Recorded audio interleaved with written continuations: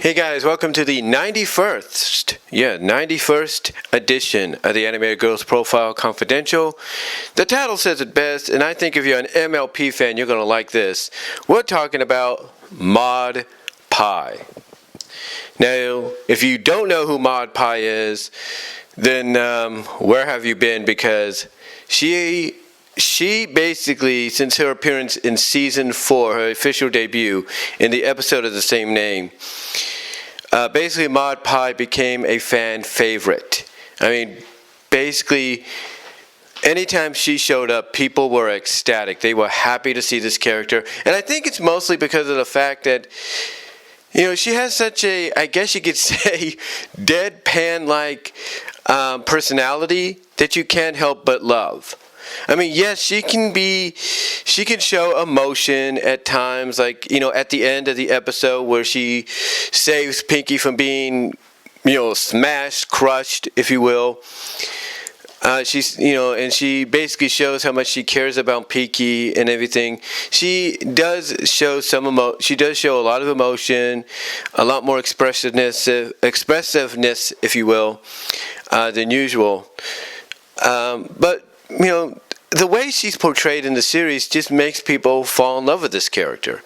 Again, because of her deadpan personality, that, you know, no matter, you know, what, you know, what her, you know, what she, you know, what happens, she always has the same, you know, kind of expression on her face. Yes, I will admit, and I think anybody else would agree, that throughout the seasons that followed, you know, she started to be more expressive than usual, especially in the final seasons. Like in the episode, the Maud couple, I think that's what it's called, the Maud couple, where we get introduced to her boyfriend, Mud Breyer. I remember, in fact, I can go back and watch it now, and I think you guys should too. Lily Pete, a.k.a. Lily Orchard, had a series on her channel, on their channel, I should say, basically depict, you know, basically it's called, and they do it with other series and movies as well, but it's basically, you know, watching and reviewing, giving the thoughts in less than, basically 10 minutes, less than 10 minutes, with a few exceptions here and there, but less than maybe 10 to 15 minutes. And Lily does one of these with the Maud couple episode from season 8, and even Lily is surprised because she sees Maud smiling, because Lily sees Maud smiling at Mudbriar, and Lily's like, oh my God, Maud smile, and Lily's basically like, oh my God, Maud is smiling. What the blank is this? You know. Or something like that. I mean, Lily is just like surprised, like she's, you know, Lily is just in shock of, oh my God, Maud of all ponies she's smiling. What the black magic is this? That's basically what Lily says, and it's that kind of reaction that a lot of people, you know, give, you know, when they start seeing a character like Maud become more expressive than they usually are.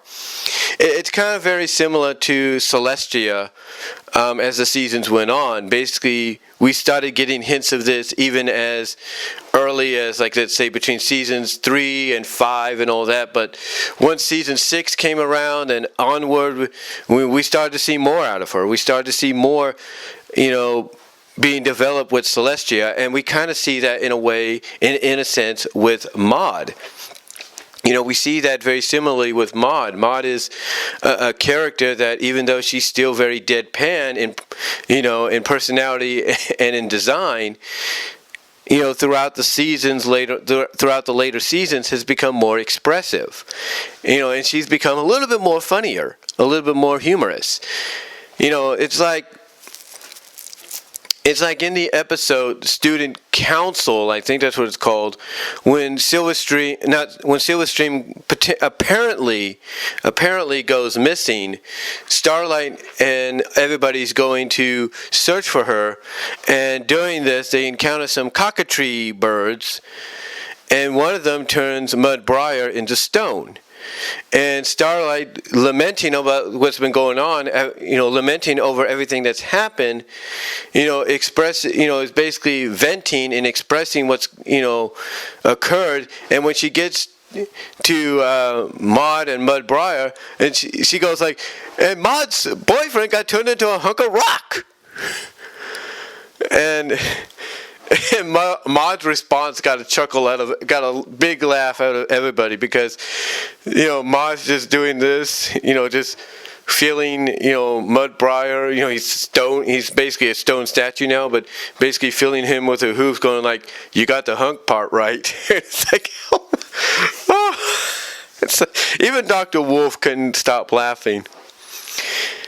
But anyway, yeah, I mean, Maud is one of those characters that, like I said earlier, you can't help but like and love and really get behind,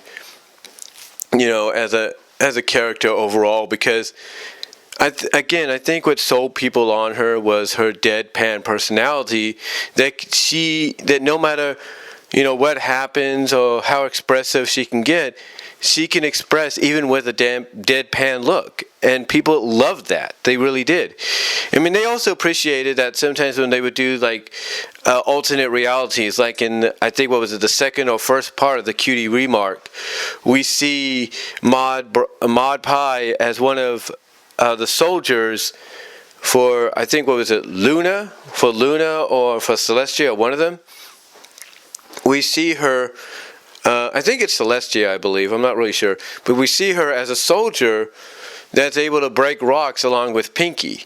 So it's really intriguing to see that side of her. But overall, I think it's just the way she's portrayed in the show, and I think very similarly in the comics, that people just appreciate this character. They really love this character and just cannot get enough of Maud Pie. And I'm pretty sure a lot of people are hoping that Maud shows up in the second season of Pony Life, as well as possibly shows up in Generation 5. So, as I always say, it's a wait and see kind of situation there. But overall, I can't say any more than what I have about Maud Pie that others have not yet said themselves. So that's all I can really say, though, guys, here on the 91st edition of the Animated Girls Profile Confidential. We are now 8 away. We are 8 away from 100. Who will be next? Well, we shall see. But until next time, guys, take care. God bless. I'm out.